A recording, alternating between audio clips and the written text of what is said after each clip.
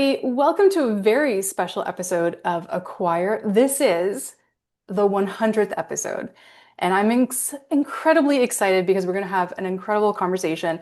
I'm talking to a local person, somebody who I have actually hung out in person with and had a great time doing it.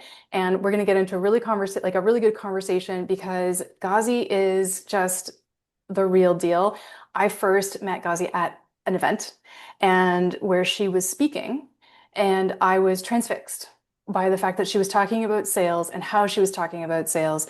And I think the whole room just kind of like leaned forward and just really absorbed the content to the point where afterwards I was one of those people that got up and said, "Look, I got to talk to you. Like, I think you're awesome." And we struck up a friendship and have had burrata together and just, hung out. And this is a really special episode to hang out with you, Ghazi. So, Ghazi, thanks so much for being here.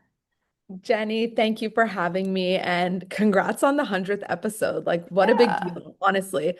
Most podcast episodes don't make it past the first few, and the fact that you've committed to 100 just says so much about the type of entrepreneur that you are and your consistency. Congratulations. Thank you so much. Oh my God. I'm kind of shocked that I'm here. Didn't think it was going to be the thing that was going to happen, but here we are. Happy that it's happened. And excited for the next 100. Like, let's do it, right? So Let's do it. it'll be fun. And so I kind of want to sort of set the stage a little bit for the conversation that we're going to have. And one of the things that I found really fascinating about you is how you've worked in different industries. Like you worked in politics. You were really heavily involved in some really cool politics here in Canada, working with ministers and prime ministers, which I think is really, really cool. And if you guys don't know what a prime minister is, it's kind of like a president, of the country kind of thing. So learn a little bit about your Canadian political system and that you've been doing the entrepreneurial thing since like 2019. So you've been kicking it for a while and having a good time. And I remember when I met you that it was your very unique, specific, and no BS approach that really caught my eye. And so I'm excited about this conversation today. It's going to be good. One of the things that you told me that is very unique about you, amongst the many things that are very unique about you, is this thing that you talk about, which is called the conversation gap. And I don't really know much about it. I just think it's fascinating what you kind of like told me a little bit about. So can you kind of like explain it bare bones and then sort of dive in on what that is? Yeah, let's talk about the conversion gap. You know what I see in the online space, if you're consuming content on Instagram, you see so much around the importance of posting content, creating a personal brand, pushing out content every single day at this hour to get in the right algorithm. And so there's a lot of noise around creating content. And there's also a lot of noise around sales and creating funnels. And what I think is missing in the online space is that most entrepreneurs are not thinking of these two things as a unit that works together, and rather they're looking at two different departments.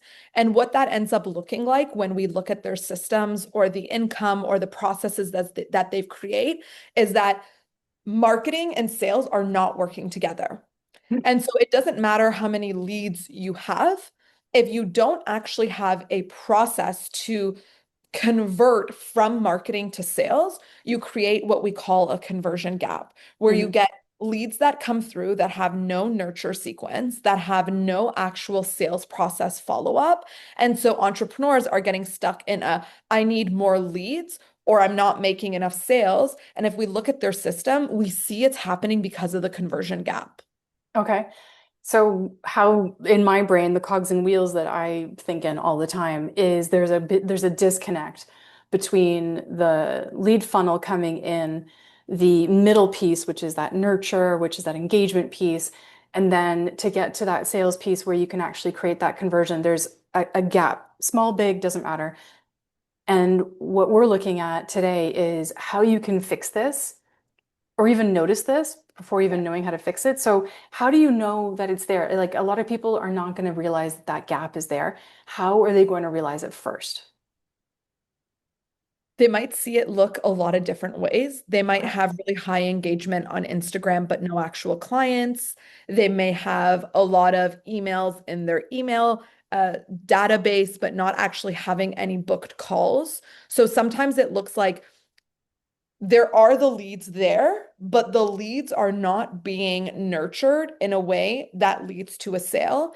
And this is why I say sales is not necessarily a quantity thing. You don't actually need a lot of leads to make a lot of money. And that's a misconception in our industry where people are always trying to sell you more leads, more leads. You need more qualified buyers.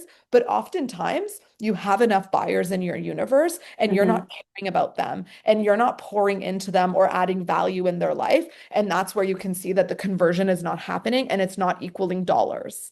Mm. Okay. So people with I'm a big believer in the exact same thing. I made my first, 6 figures off of a list of 353 people, right?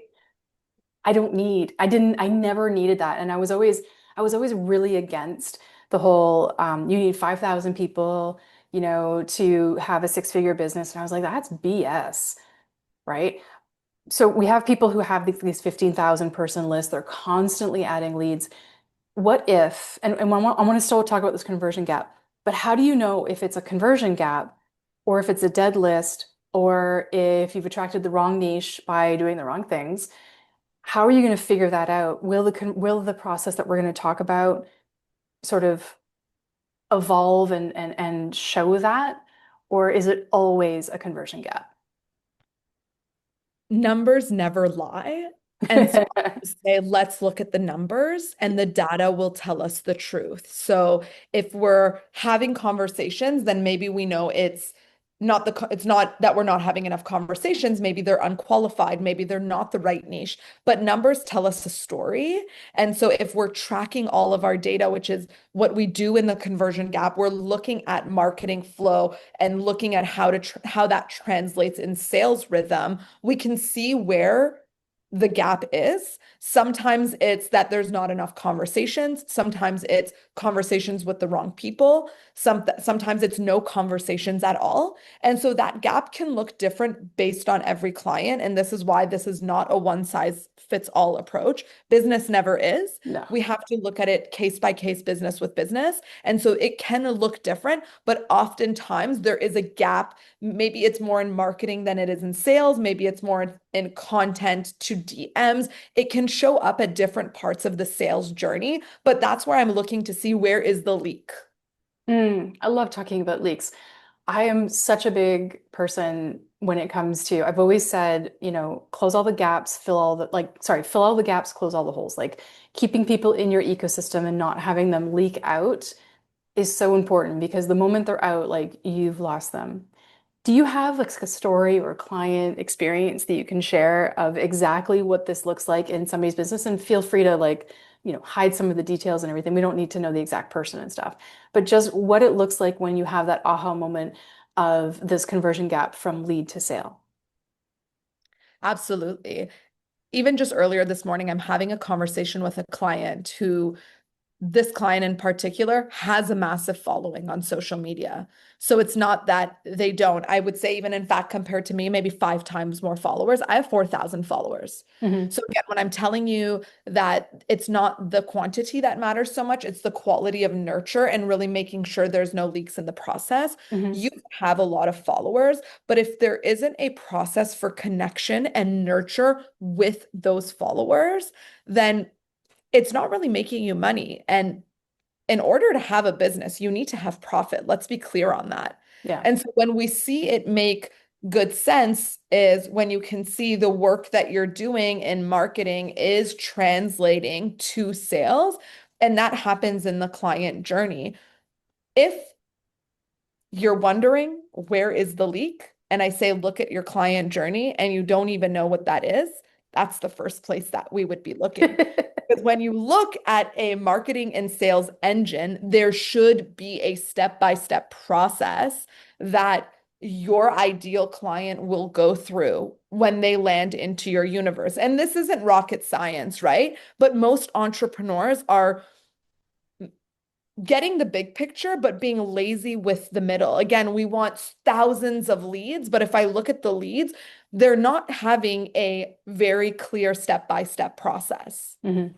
And No. so that's really what I would be looking at if I'm working with an entrepreneur or even doing a personal diagnostic of a system is, okay, what's the process of coming in to the marketing universe? And is there a process the moment they follow, like, give email to the point that they become a client? Is there actually a process? Because sales don't happen by accident, they happen by design. There is a process that people go through to go from being a new lead to a qualified buyer to a loyal client.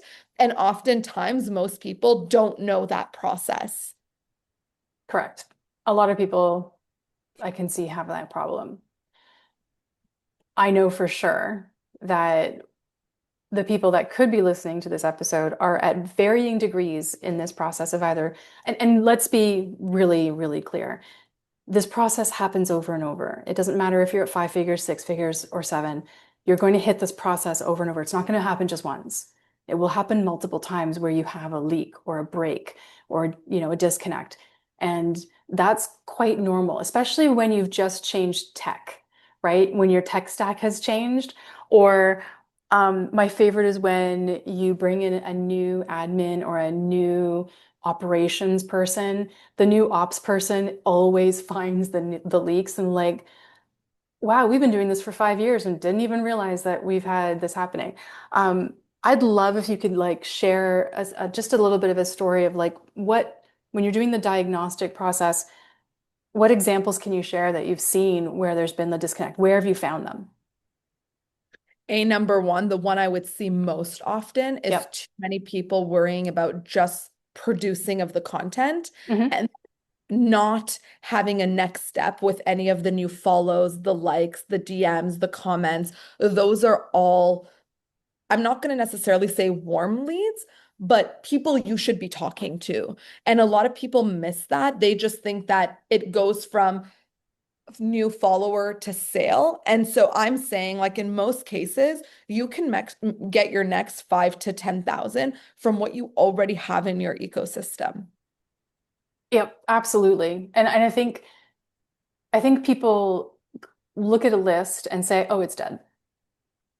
And do you believe that re-engagement campaigns are the way to go? Or do you think that if somebody who's been on your list in HubSpot, and who's been ultra quiet for 6 months, should you purge them? Or are they just quiet because wrong time, wrong offer?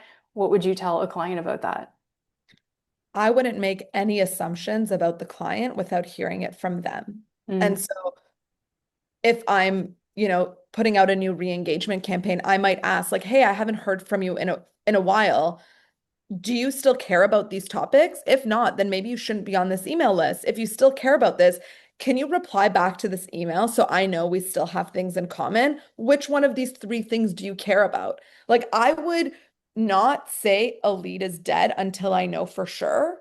And some people take time. And for me, again, it's quality rather than quantity. And I always say, use the low-hanging fruit that's available at no extra ad cost. Can you make $5,000 using exactly who is in your phone book or your HubSpot at any given time? And I'm a firm believer of that. And I've shown my clients this time and time again when they think they need to acquire more leads, but really what they need is just to double down on nurturing and offering and solving a problem for the people that are already there in their circle right now. And mhm, most times they don't do that. And it's the people that know, like, and trust them the most. So it's such a leak because I'm like, missed opportunity. You've got people in your circle. Maybe even if you're listening to this podcast right now, you could think of a few people in your network that you could sell to your service today that you haven't, mhm, that 100%. you know that you could work with them and you haven't striked that conversation.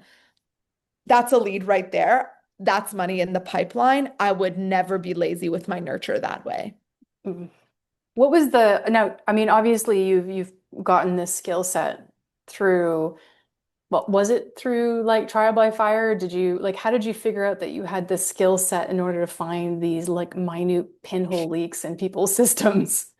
We talked about how my past career was in politics. Yeah. I worked in politics for many years doing campaign work. And if there is anything people dislike more than sales, it's when you ask them who they're voting for in the upcoming election. It is not a conversation most people want to have. And through that process of being so deep in campaign work, I learned this art of connecting with people and finding what matters to them and making sure that every conversation I'm having is super meaningful because every conversation is a vote, essentially. Hmm. And so it doesn't matter if I knock on all of the doors. If I knock on only 50, but make really good connections with those 50, that's what I'm looking for. And that's what makes the difference in grassroots campaigns. And I learned that through politics. And so I brought that over in the entrepreneurship journey for me.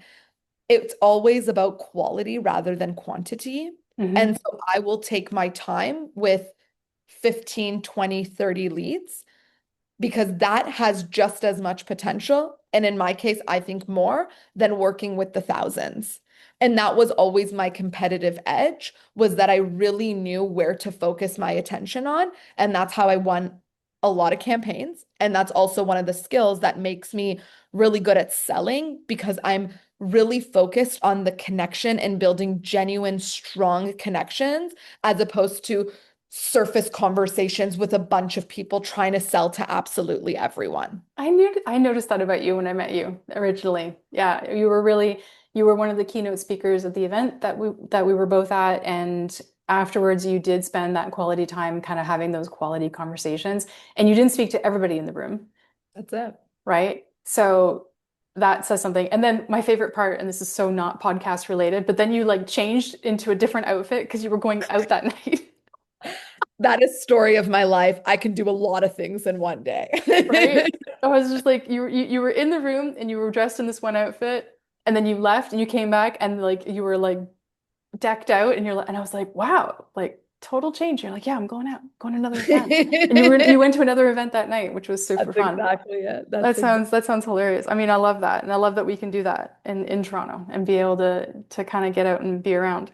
I kind of want to share with everybody where your where you think marketing is heading.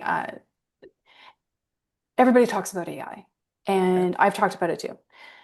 I think AI helps, but at the same time, when you're talking about creating connection with a smaller group of people and having those really deeper conversations, or even that little email that you just kind of like chirped out about, do you care about these topics? AI wouldn't necessarily, or maybe it would, correct me if I'm wrong, get you there? Or Mhm, can it?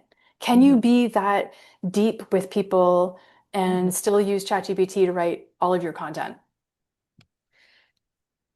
I think yes, that in sales, we can find a balance between using AI and human connection. Hmm. I think that in a world where everybody is using AI and every caption starts to sound the same and everyone's doing the M dash and everyone's promo is this is not this, this is this, you can smell ChatGPT from a mile away. Yeah. So that's my first thing. So when everyone's using AI and you don't use it, you stand out.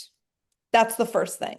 Now, when I create systems, hello, it's 2025. If you're not keeping with AI, you're going to be behind. So I like to create a sales system and a marketing and sales engine that uses AI. I spend about 2 to 3 hours using AI a day, and I use it for things like social media, ideation, campaign strategy, thought processes, personal brand questions, even asking it if it could act as my accountant and tell me about the perks of leasing a car and claiming it under my business. So I'm using it in so many ways, including planning my trip with my husband. It planned my entire road trip for me. So yes, I'm using AI, but I'm doing it in a tasteful way throughout the journey. So it's not using AI for everything or not using AI at all. I'm doing a bit of both throughout the process. Hmm. So, will some emails be automated?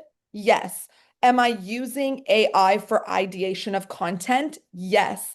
Where am I also bringing my own flair to it? I send personalized voice notes, more than 50 to 100 a week.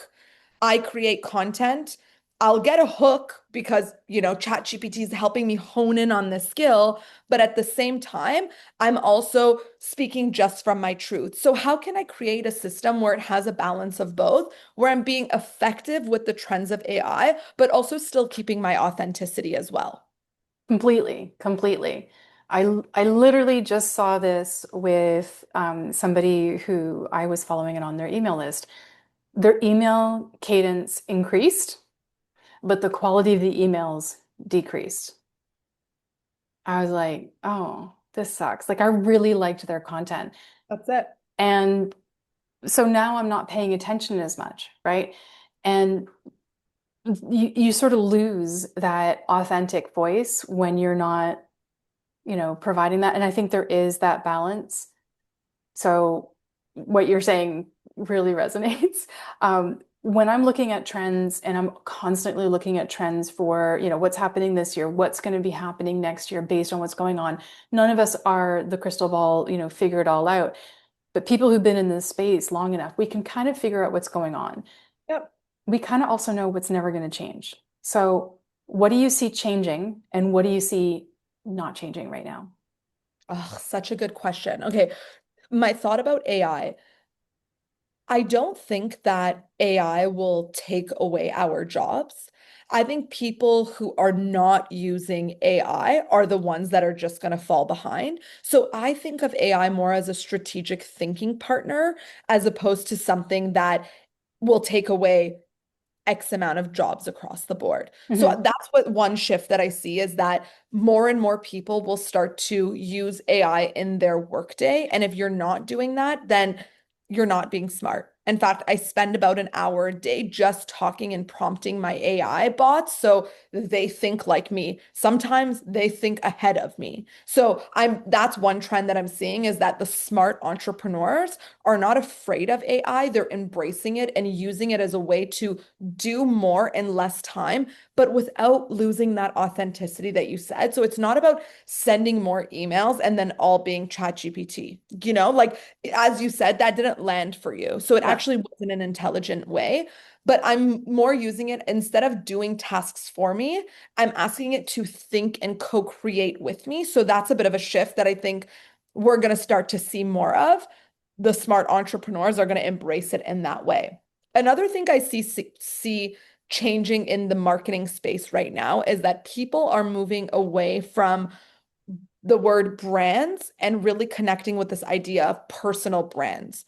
We can see through the trends that companies are moving away from things like their logos and slogans and moving more into things like UGC created content, EGC created content. And that's, if you're not familiar with that term, employee generated content. They're showcasing the culture of their company. And so you can see even big brands, but even smaller businesses, it's not as much about the logos and the colors of the brands or the chat GPT sayings. It's really the human behind the brand. And people are moving more towards buying from people rather than buying from brands, which is why part of my work is telling entrepreneurs to showcase more of themselves on their social media and on their marketing campaigns, as opposed to just making it salesy or about their offer or about their brand, because that's a bit outdated now. In 2025, 2026, I mean, we've already seen the rise in influencers and UGC created content. We're going to see more and more of that where people are really, really buying from humans and the humans are selling the brands, but we're not really caring as much as the brand anymore. It's the people that we're buying from. They're people that we know, like, and trust, people that you follow on Instagram every single day that are telling you, hey, go check out Impact, this new smoothie place around the corner. That's where the trends are going, where it's more about people than it is brands. I think something that you said really captured me there, which was we're talking about either employee generated content where it's actually, or user generated, where we've got the actual people who are enjoying or participating in that brand who are talking about it versus the brand going, check out my stuff. Do you think that is a direct reaction to AI, or is it just the fact that the online space or even just the marketing space has grown so much and we're hit with so much advertisement that we are going to connect more deeply with the user generated or the employee generated. Which one do you think it is, or is it a combo of both? I think it's a combo of both. And if you think of it, if everybody who's listening on this podcast just thinks about some of the things that they bought or did or thought about in the last few weeks, a lot Hmm. of it was things that they saw on social media. I Hmm. myself make decisions about what clothes I want to wear, the places I want to go, the countries I want to visit based on the content I'm consuming on social media. So companies know that we are making our decisions based on what we see, not once in a while, but often on social media. Hmm. And so they're adjusting their marketing plans to be like, okay, what are the content creators or platforms that you're consuming or exploring on every single day? And how can we deliver that to you in this way? For a long time, it was newspapers. Then maybe it's billboards. Now it's social media, it's TikTok, it's Instagram. And so it's just a natural way that we're growing and brands are following this trend, following human psychology and buyer decisions that, oh, if Gazzy likes this influencer, let's get her to eat at our restaurant and post it because it's more likely that Gazzy is going to come to this restaurant if she sees that this girl that she really loves her content and follows her advice all the time. She said it's a 9 out of 10. I want to visit that restaurant. As opposed to the restaurant sending me a Canva flyer saying a 2-for-1 deal. That's just not the way marketing is looking like. And so they're trying to take the creators that you're consuming the most, the platforms that you're on the most, and creating a process where they can speak to you through that channel. Absolutely. That's so well said. Oh my God, Cassie, I love that. Okay. Something that I sort of wanted to talk to you about was where you're seeing things go wrong with like you're saying you've got to use all these different types of content. It's quality over quantity, etc. Don't you find sometimes that when we say these things that people take it the most incorrect way, and they maybe don't digest it the right way? What are you seeing people doing where you're like, no, you didn't get it. That's not what we were talking about. What does that look like? Are you seeing anything like that happening? Yes. One of the things I value most being in the sales and marketing space is ethical sales. And in the online digital space, I've seen, unfortunately, far too many people using sales or misunderstanding sales, I should say. And my belief about sales that I teach and really live by is that sales is service Hmm. and selling is to help someone.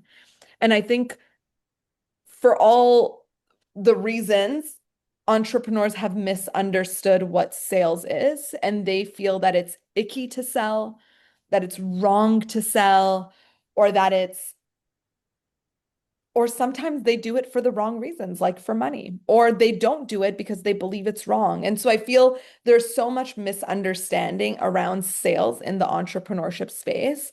And I would just love to create an environment where entrepreneurs are selling for all of the right reasons and really believing in what they're selling, knowing that it's service. Because I've seen with my clients when they truly embody this belief that, okay, what I have is going to help other people, it helps them show up and sell more, and it removes that icky feeling that's around it, and they end up helping more people. But it's just a misunderstanding and belief because we have such sales resistance naturally. Yeah. And so one of the things that I wish more people understood is that regardless of what you see and the experiences you've had with sales, selling is a really honorable thing to do.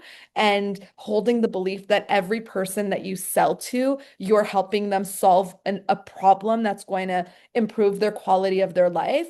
If more people understood this, it would be so much easier to build a profitable business. Yes, it would be. And I think people definitely pull it the wrong way sometimes. I'm so tired of the scammy, spammy stuff. I mean, bro marketing was a whole thing. We all know that. Yeah. That was a disaster. Uh, but what I kind of wanted to wrap this episode up asking you something you totally didn't expect, and I'm doing this for the 100th episode, is I wanted to give you 10 rapid fire, totally gazzy, high energy questions to spark a little bit of fun in this episode and to get some insightful answers that are just like literally off the cuff. Are you game for that? You know I'm game for this, Jenny. Let's do Awesome. it. All right. You would be like the best partner to play like games after, at somebody's house after dinner. I know you would be. 100% I Great. It'd would. be so much fun. Okay. Here's the first question. Cold calls or DMs? DMs, voice notes specifically. Okay. One marketing trend you wish everybody would stop doing. Posting tip Tuesdays. Ooh, okay. I want to go back to that. The best sales advice you ever got in 3 words. Sales is service. Yes. Okay. If you had to pick one, brand storytelling or data-driven funnels? Ooh, juicy. But I'm gonna pick data driven. I'm a numbers girl. Yeah, all the way, all the way. What's your go-to question on a sales call that flips a maybe to a yes? Are you sure this is the right time? Ooh. I love that one. Okay. What social platform is the biggest untapped gold mine for sales right now? Instagram DMs. Cool. Okay. Number 7. Yay, this is so much fun. What's one thing most entrepreneurs get wrong about their value prop?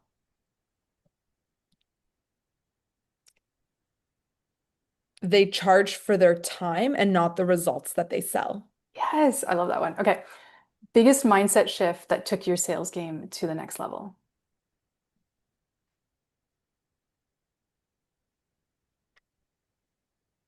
Believing that it is wrong for me to stay small. I like that too. Oof, okay. If you could use only one marketing tool or app for the next year, nothing else, what is it? Instagram DMs. That's been my answer for 3 questions. It Yes, it is an is. untapped mind. If you're listening to this, you know where my sales strategy is. Yep. Okay, we all know where to find you. And last but not least, what is the most surprising way you've ever landed a client? At an African dancing class. Oh, there's a story there. Oh my gosh. Okay, super cool. Okay, that was my 10 rapid fire questions. I think you did amazing. How did that feel? Thanks, Jenny. You're so much fun. That was awesome. All right, cool. And apparently Instagram DMs is where it's at. So how can everybody connect with you, find you, get to know you, invite you out for a burrata? Like what's the deal? Would you be surprised if I said my answer Instagram was DMs. Instagram DMs? Obviously, it's the platform where we can connect not just words like LinkedIn and use corporate language. It's where we can voice note, get connected, see the behind the scenes of each other's life. So, if you've enjoyed this episode and you want to share something you got away from it, I would love if you send me an Instagram DM and tell me about it so I know that this was actually valuable and that we have aligned souls out there. I would love to hear from you. My Instagram name is Authentic Ghazzy. That's where you get the most authentic version of me. I can attest to that. I mean, you and I used to text and now we just Instagram DM. That's it. Voice notes for the win. Yep, absolutely. Oh my God, Gatsy, thank you so much for doing this. Really appreciate it. And for all of those in Toronto, when are we going to see you at the next event? What's the next event for you? I will be hosting my Female Founders Feast happening in September. It is a private chef dinner experience for 20 female founders. The last one was a hit, sold out in just a few days, and we're bringing it back for a brunch edition, and you're the first person to hear about it. I also want to get the link, please. I love brunch. Yeah, September 14th. I'll send you all the details. That would be super, super cool. Amazing. And I can't wait. And this episode will be out just before that. Lots of time in order for people to go and get that ticket if you're in Toronto or surrounding areas. So go and look on Ghazzy's admin Instagram, sorry, because that's where you're going to find all this detail because that's where she posts everything. So That's it. yes, thank you for being my 100th episode guest. Really appreciate it. That was super fun. Thank Uh, you, Jenny. I always love talking about marketing and sales and all the good stuff with you. Absolutely. I mean, 3 hour lunches kind of give it away. We'll do one soon. Thank you so much for listening, everybody, to this really special episode of Acquire.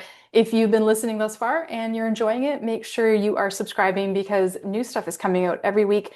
And now that we are past our 100th episode, I've got some cool stuff planned, especially coming into late August and early fall, because I will be going to an event at the end of August in Denver. And it's a really big event. I'm not promoting it here because it's totally not the niche for it.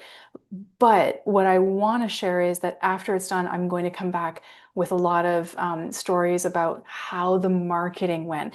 How do you get 1,000 people to fly to, Denver, Colorado, and show up for a 3-day event and spend all that time? So I'm definitely going to give a lot of detail on that. So stay tuned. And again, thanks so much for listening. We'll talk to y'all soon. Take care.